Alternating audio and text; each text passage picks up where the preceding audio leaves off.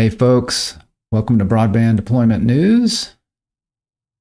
Hey there, I'm not sure I was live there for a minute. Hey, welcome to Broadband Deployment News. This is Rick Uzzi, and today I'm going to be talking about state of Washington. They've got a proposed budget out, and according to that budget, anybody taking grant or subgrants from the BEAD program would have to create or set up an open access broadband network. Be right back in a moment, and we'll talk about that.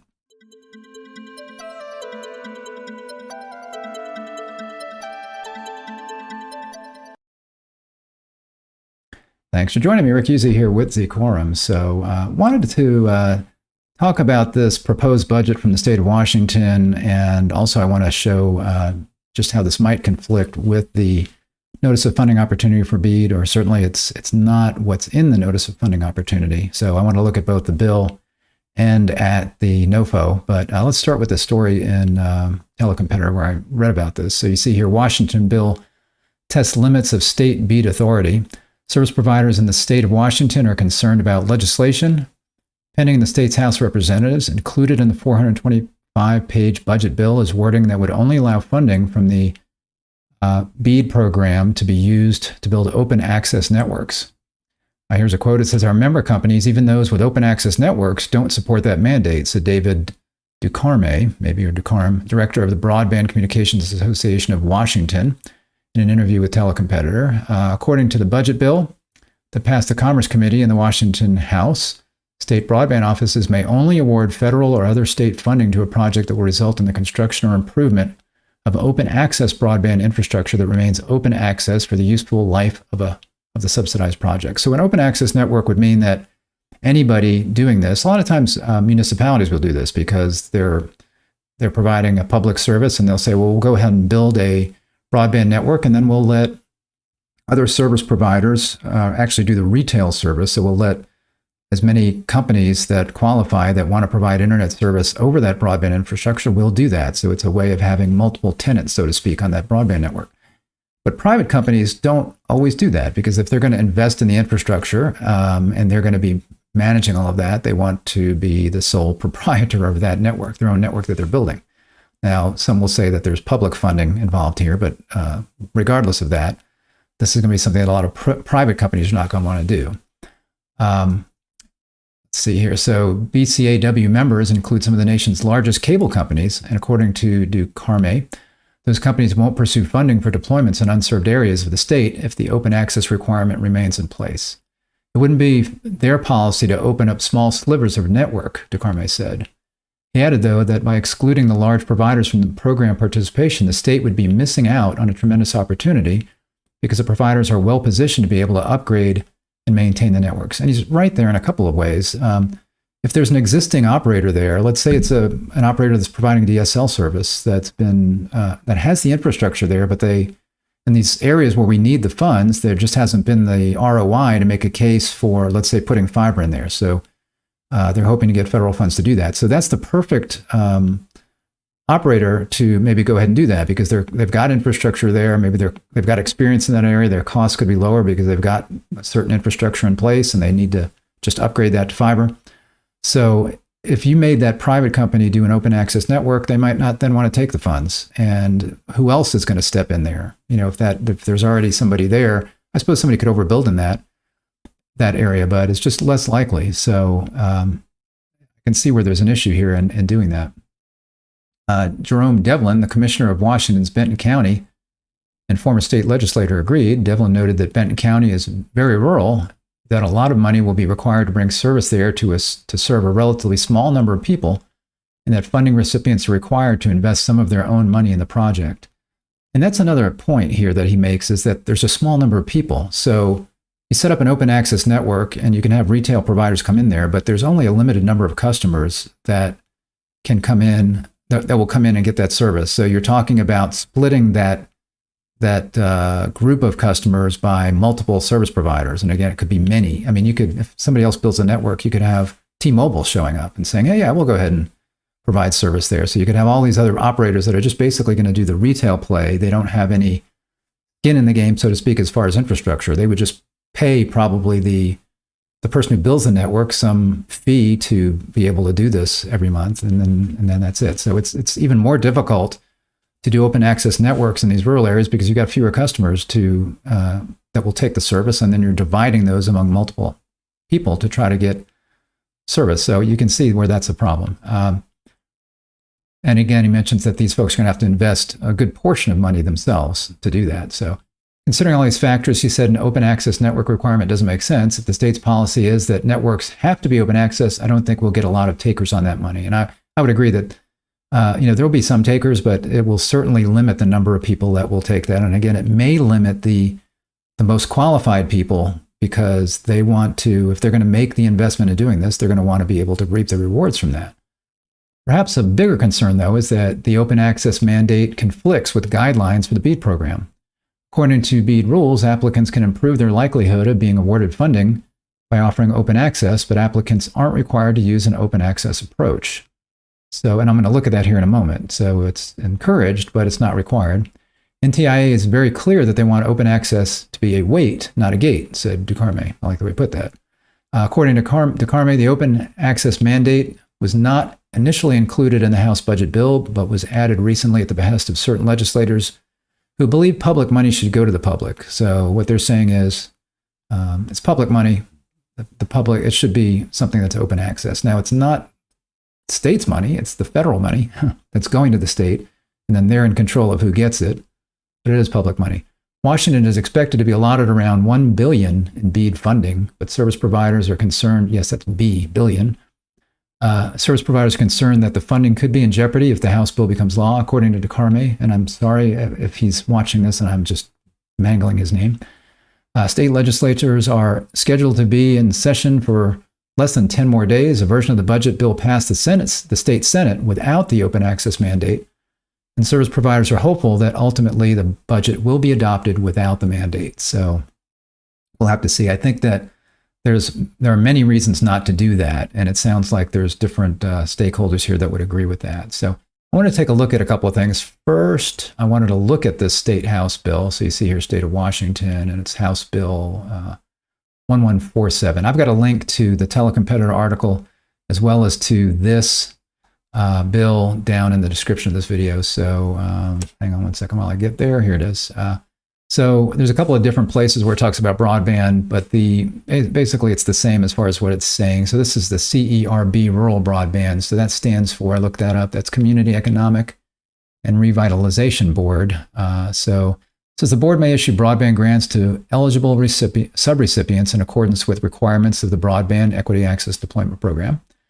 The board may provide financial assistance only for projects, and this is interesting, located in a rural community as defined by the board or located in a rural county. Now, I guess that's maybe because this is the CERB rural broadband. And a lot of these are going to be in rural areas, but not necessarily. So there could be areas that are not rural that don't have 100 by 20 or 25 by 3. The board may provide, okay, here we go, 12.5 million, is that right? 12.5 million of the state building construction account. State appropriation is provided solely for state match for federal authority allocated under this section. To the extent permitted by federal law, the board shall provide state match only for projects where the lead applicant is a public entity. So that right there, it sounds like they're only going to provide a match if whoever is going to be building this broadband network is a public entity. So they're providing match funds here, which means like there's a minimum 25% match. So that might mean that if a municipality wants to build this network, then they don't have to worry about the match. It sounds like maybe they can get a grant for that match as well through the state.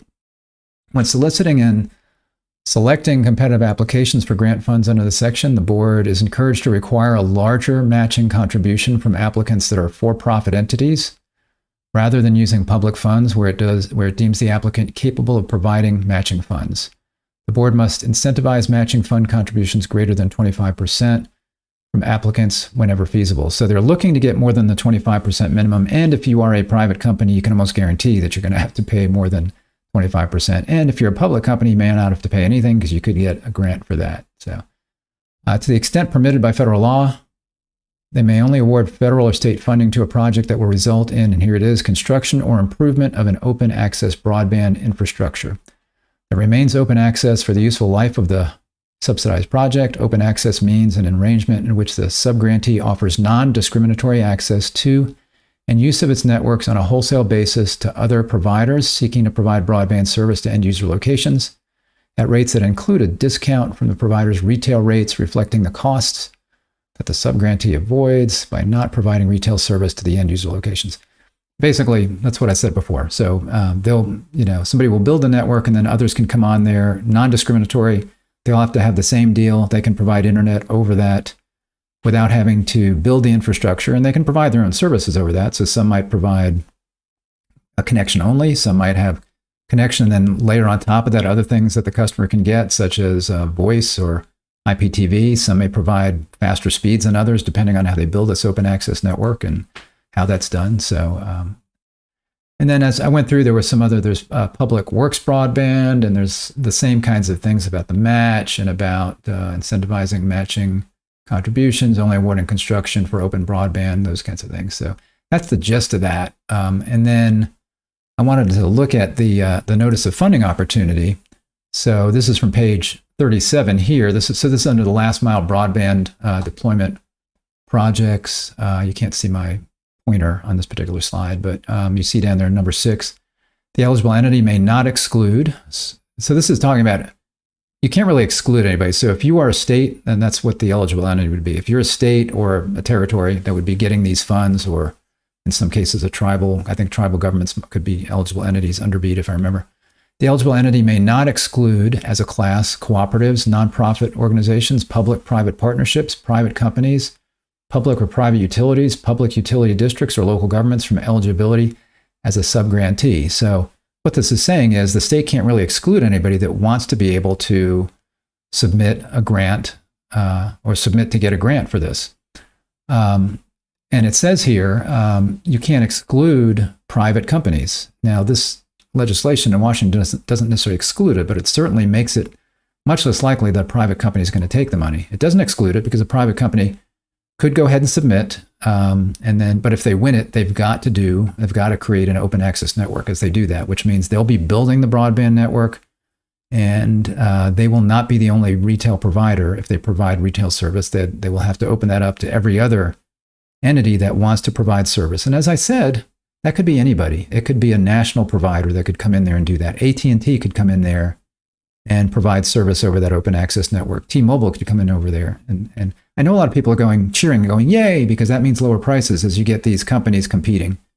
But again, it's less likely that you're going to have somebody. We don't want these areas to not get built because of a provision like this, I think is what it amounts to. And then if you look further down in the NOFO, I wanted to cover this area. So they talk about service obligations and affordability and low cost plans. So here is where it's, I forget how he put it in there. I liked it. It was, a gate. I forget. But anyway, so it's not a requirement, but they're certainly encouraged to do this. So you see here, each eligible entity must include in its initial and final proposals a middle class affordability plan to ensure that all consumers have access to affordable high-speed internet. We expect that eligible entities will adopt diverse strategies to achieve this objective. So this is, one of the things that service providers have to do is say that they will provide a low-cost plan, and there's no real definition on what a low-cost plan is. I think the NTIA decided to leave that up to the states, and I think the states are going to be talking to service providers, and they're going to come up with whatever that means, because it is going to be a little bit different in different areas. Your low-cost plan in an urban area with lots of customers and very short fiber runs is very different from, a farm community or Alaska where you've got very few homes and long runs and, much harder to maintain plant, those kinds of things. So the low cost is going to be different depending on the situation.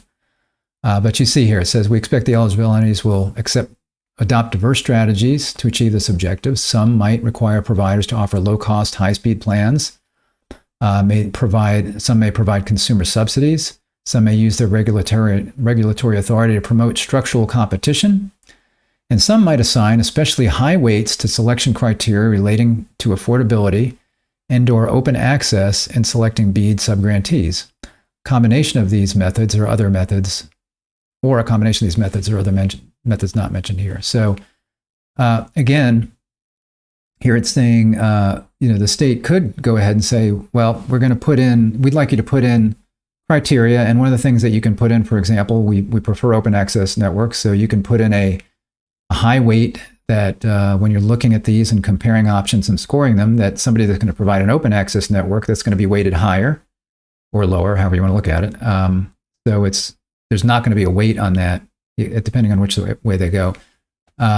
So it's higher scored if it's an open access network. And certainly that's not saying that doesn't say that they have to do an open access network. So again, if you think about how they're going to score networks, if you've got a service provider that's already in an area that has infrastructure, so they can keep the cost down, the construction cost down, versus another company that comes in there that says, we're going to do an open access network, you're going to weigh the two of those things. And it could be that the one that's going to be in there that can maybe provide the infrastructure at a lower cost, take less money, that they would have an edge there. So maybe they decide to do it and they go ahead and do it. And they don't want to do an open access network, but maybe they still, when you look at the two weights of the things and the advantages that one might have on the open access side and one might have on cost and infrastructure and experience, serving the community already, those kinds of things, how do you make your choice? Well, the state will decide, but if it's required that everybody do an open access network, you can see how that's different. So I don't think this is going to go through strictly because of the fact that there are people already in the state that are providing the service that don't think it's a good idea. There are some that do, but I think if they look at this and the cons of this versus the pros, I think they'll decide that maybe this is not the way to go. So we'll see. It may wind up going back to what the Senate bill was prior to this change in the House. So.